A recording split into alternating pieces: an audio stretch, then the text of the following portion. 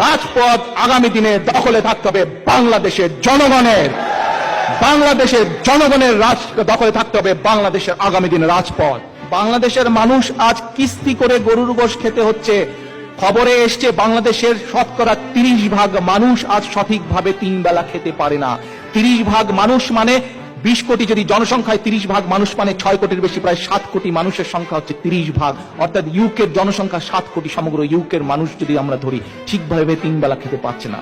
আপনারা কি জানেন এই মাফিয়া শেখ হাসিনা তার প্রতিদিনকার আপ্যায়ন ব্যয় কত?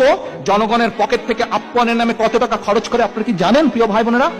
5 লক্ষ টাকার মতন প্রতিদিন তার আপ্যায়ন ব্যয়। যেই দেশের মানুষ 30% মানুষ খেতে পায় না ঠিকভাবে 3 বেলা, যেই দেশের মানুষ কিস্তি করে বাজার করে, কিস্তি করে জিনিস কিনতে, কিস্তিতে ক্রেডিটে অল্প অল্প করে জিনিস কিনে, যেই দামের জিনিসের দাম 100 টাকা হয়তো আজকে 10 টাকা দিল, কালকে 5 টাকা দিল, কিস্তি করে কিনে, সেই দেশে এই শেখ হাসিনা মাফিয়ার নেত্রী প্রতিদিনকার তার আপ্যায়ন ব্যয় প্রায় 5 লক্ষ টাকা বাংলাদেশি টাকায়। 2022-23 সালে প্রধানমন্ত্রীর কার্যালয় আপনারা জানেন কত টাকা বাজেট থেকে বরাদ্দ করেছে? এটি কোনো উন্নয়ন ডেভেলপমেন্ট মিনিস্ট্রি না, শুধু একটি প্রশাসনিক অফিস। এটা সেখানে বরাদ্দ করা হয়েছে 5,500 কোটি টাকারও বেশি। 5,500 কোটি টাকা, অর্থাৎ প্রতিদিনকার হিসাবে যদি আসে 10 কোটি টাকারও বেশি জনগণের অর্থ সম্পদ লুটপাট করছে। আজকে এখানে যে কয়টা মানুষ আপনারা উপস্থিত আছেন, যারা দেখছেন, সবাইকে আমি বলে দিতে পারি, আপনারা লিখে রাখতে পারেন, যেদিন জনগণের সরকার প্রতিষ্ঠিত হবে এই 10 কোটি টাকা যে প্রতিদিন, এর কোনো হিসাব কেউ খুঁজে দিতে পারবে না, কোনো হিসাব নাই। এইভাবে তারা জনগণের সম্পদ লুট করছে। প্রতিদিন 10 কোটি টাকা তাদের প্রয়োজন মতন তারা নিয়ে যাচ্ছে, 10 কোটি টাকা প্রতিদিন। তাহলে চিন্তা করেন গত 15 বছর যাবৎ প্রতিদিন কি পরিমাণ জনগণের সম্পদ, জনগণের অর্থ, জনগণের টাকা তারা লুট করেছে। এটি কোনো ডেভেলপমেন্ট মিনিস্ট্রি নয়। এই হচ্ছে তাদের কৃচ্ছতা সাধন। মানুষকে বলবে না খায় থাকো, আর নিজেরা প্রতিদিন প্রায় 5 লক্ষ টাকা আপ্যায়ন ব্যয় করবে, নিজেরা জনগণের অর্থ প্রতিদিন 10 কোটি টাকা 9-6 কোটি প্রস্তুত করবে। এই হচ্ছে এই অবস্থা আজ সরকারের।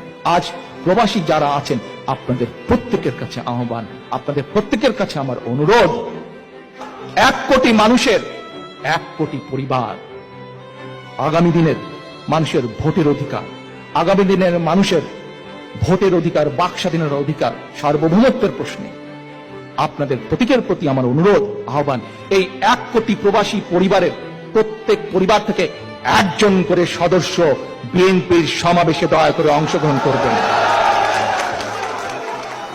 প্রত্যেকটি পরিবার, এমনকি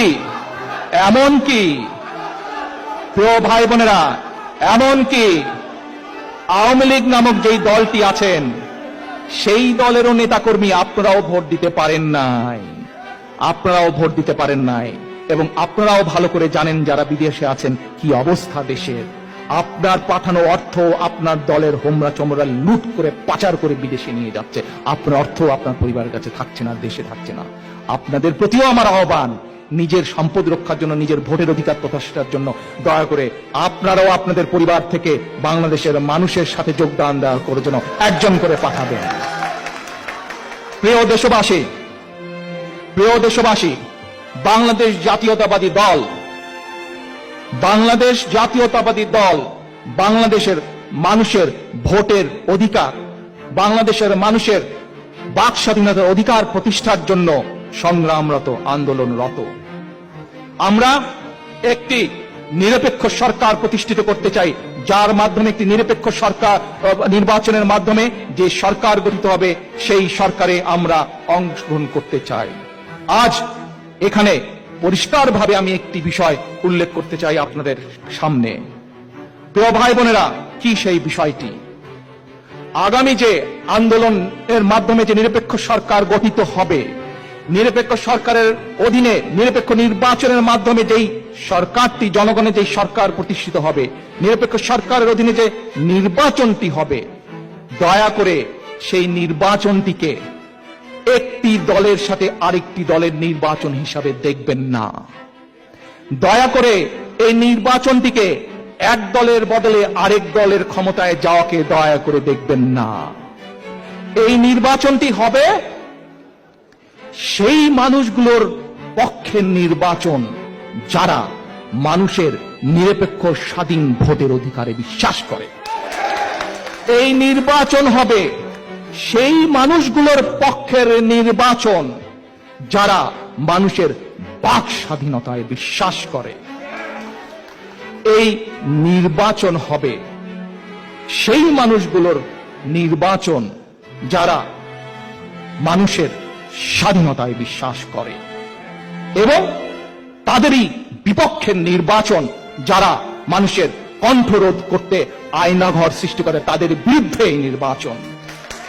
এই নির্বাচন হবে তাদের বিরুদ্ধে যারা কুইক রেন্টালের নামে বা মানুষের পকেট থেকে অর্থ বের করে নিংড়ে বের করে নিয়ে নিজের দলের বিলোনিয়ার সৃষ্টি করে, তাদের বিরুদ্ধে নির্বাচন। এই নির্বাচন হবে যারা রাতের অন্ধকারে মানুষের ভোট ছিনতাই করে নিয়ে যায়, তাদের বিরুদ্ধে এই নির্বাচন। এবং প্রিয় ভাই বোনেরা, প্রিয় দেশবাসী, প্রিয় দেশবাসী, আজ বাংলাদেশের মানুষ জেগেছে। আমরা কিছুদিন যাবৎ দেখছি যে এই মাফিয়া সরকার, তাদের দলের লোকজন বলছে খেলা হবে, খেলা হবে। ওকে, নো প্রবলেম, আপনারা খেলেন, বাট আমাদের বাংলাদেশ জাতীয়তাবাদী দলের প্লেয়ার কারা? নো, বাংলাদেশ জাতীয়তাবাদী দলের প্লেয়ার বাংলাদেশের সাধারণ জনগণ। আজ মহাসমাবেশগুলো প্রমাণ করেছে যে বাংলাদেশের জনগণ এই খেলায় পার্টিসিপেট করে ফেলেছে। আজ বাংলাদেশ জাতীয়তাবাদী দলের প্রত্যেকটি নেতাকর্মীর আজ দায়িত্ব বাংলাদেশের জনগণকে সাথে নিয়ে ঐক্যবদ্ধ করে এই খেলায় অংশগ্রহণ করা। এবং যেদিন ডাক আসবে সেদিন রাজপথ কার দখলে থাকবে? প্রিয় ভাই বোনেরা, ষড়যন্ত্রকারীরা হচ্ছে বাংলাদেশের বিপক্ষ শক্তি। আপনাদেরকে মনে রাখতে হবে, সমাবেশ করা মানেই কিন্তু আমাদের লক্ষ্য এখনো হাসিল হয়নি, অ্যাচিভ হয়নি। আমাদের আরো বহু দূর যেতে হবে, আরো বহু ষড়যন্ত্র হবে, বহু বিভ্রান্তি হবে। আপনাদেরকে এর জন্য প্রস্তুত থাকতে হবে বাংলাদেশের জনগণকে নিয়ে।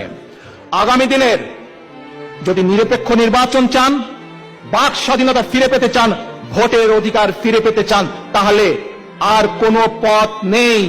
একটাই পথ, ফয়সালার একটাই পথ, নিরপেক্ষ ভোট, ভোটের অধিকার আদায়ের ফয়সালার পথ একটাই।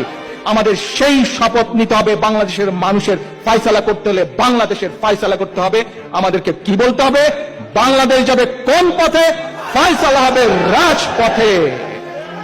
সকলকে রাজপথে ফয়সালার আহ্বান জানিয়ে আজকে আমার বক্তব্য শেষ করছি। আল্লাহ হাফেজ। বাংলাদেশ জিন্দাবাদ, বাংলাদেশ জাতীয়তাবাদী দল জিন্দাবাদ।